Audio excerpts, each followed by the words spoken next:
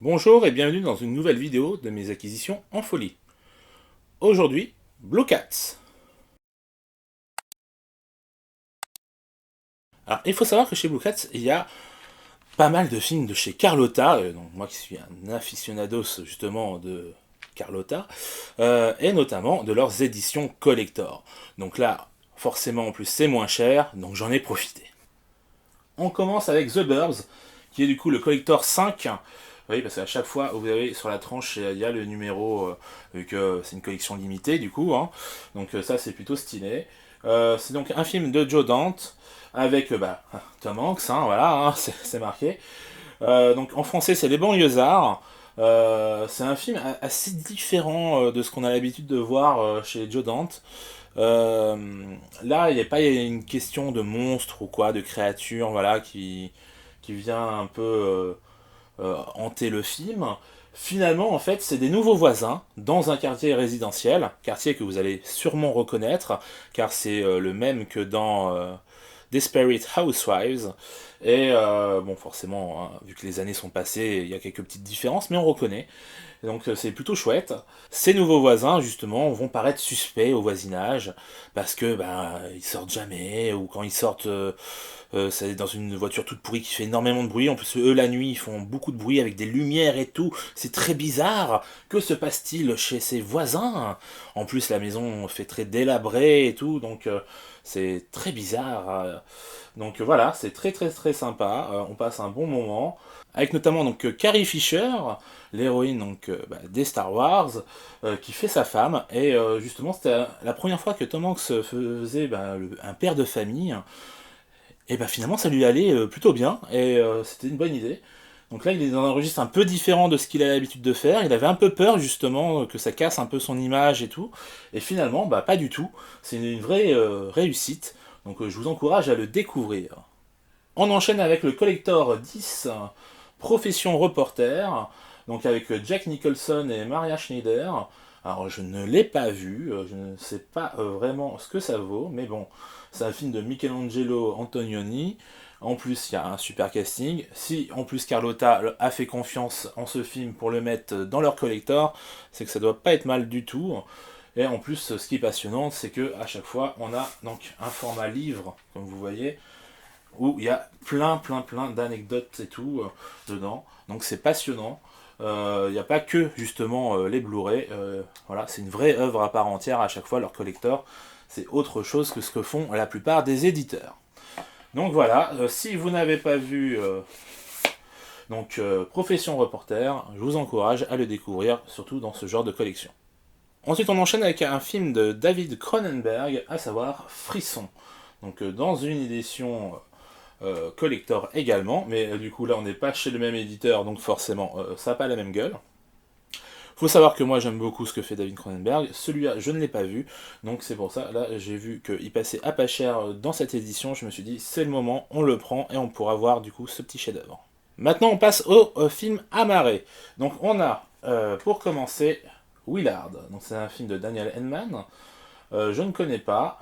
C'est ESC qui le distribue, comme le film de Cronenberg d'ailleurs. Donc voilà, c'est un film fantastique. Moi j'ai envie de découvrir ce petit chef-d'œuvre. On va voir ce que ça vaut. En plus, on a la chance. On a une jaquette noire et pas bleue comme d'habitude. Donc juste déjà pour ça, c'est plutôt un bon point. On continue avec Belgica, dans une édition un peu plus grosse que d'habitude, vous voyez, donc il va prendre un peu de place, c'est un peu dommage, mais bon, peu importe. Après, j'aime beaucoup le film, j'ai eu l'occasion de le découvrir en ciné-expérience grâce à Sens Critique, donc en présence du réalisateur, hein, pour le coup. J'aime beaucoup d'ailleurs le travail de ce réalisateur, hein, si vous ne connaissez pas Felix van Groeningen, je vous encourage à découvrir son œuvre. En plus, j'avais eu déjà des goodies du film avant même du coup de l'avoir en Blu-ray, étant donné que à cette avant-première, on a eu pas mal de goodies sur le film. Donc voilà, il était prédestiné à venir dans ma collection. On poursuit avec un film de Brian De Palma, à savoir Blowout, que j'ai eu la chance de voir au cinéma pour sa découverte finalement, grâce à une séance UGC Culte, parce que oui, avant j'ai vécu à Paris, donc ça m'a permis de faire quelques séances comme ça assez inédites, et forcément j'ai adoré, donc le voilà maintenant dans ma collection. On poursuit avec un film multi-oscarisé, Call Me By Your Name, un film que j'ai plutôt apprécié, même si je vais pas mentir, hein, je ne sais pas si ça valait vraiment les 4 Oscars qu'il a eu. En tout cas, c'est un bon film, on passe un bon moment. Il y a vraiment un côté nostalgique qui se dégage du film qui est fort appréciable.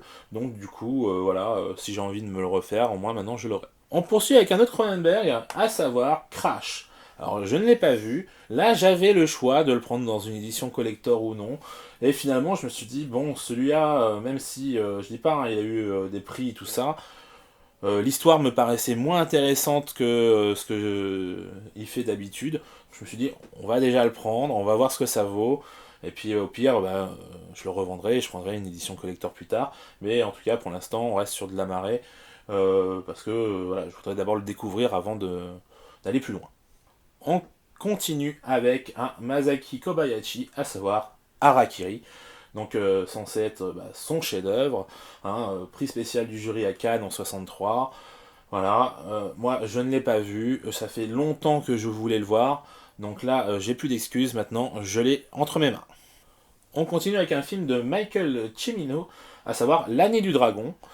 C'est plutôt un bon film, donc ça se déroule dans Chinatown, où donc un flic blanc, hein, du coup, va mener l'enquête sur une série de meurtres. C'est vraiment bien. Moi, j'ai eu l'occasion de le découvrir au FEMA, donc sur grand écran.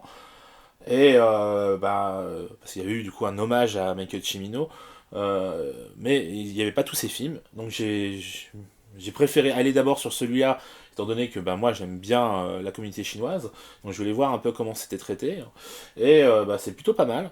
Donc merci. En plus c'est Carlotta qui édite, donc forcément un bon film, ça c'était certain. On poursuit avec un film de King Hu, à savoir La légende de la montagne. Donc je ne l'ai pas vu encore. C'est censé être justement un film majeur du réalisateur.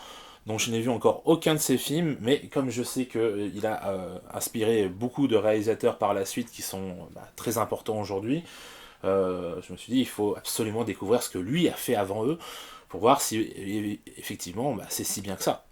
Et on poursuit avec un film d'animation, Le Géant de Fer, donc chef-d'œuvre de Brad Bird.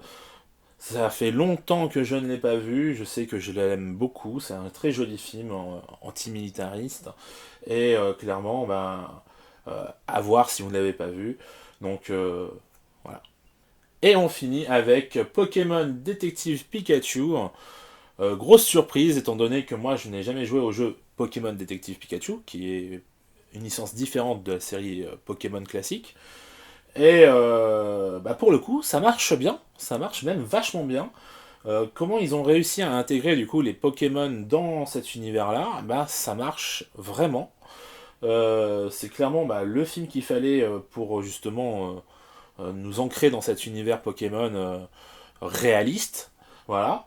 Et maintenant, j'attends qu'ils poursuivent l'aventure, hein, qu'on ait d'autres propositions. Alors, pas forcément dans la licence Pokémon Détective Pikachu, mais dans la licence Pokémon, je pense qu'il y a pas mal de choses à faire et qui seraient intéressantes de cette façon-là, en tout cas. Voilà, donc c'est tout pour mes achats chez Blue Cats. Je vous dis à la prochaine. Ciao!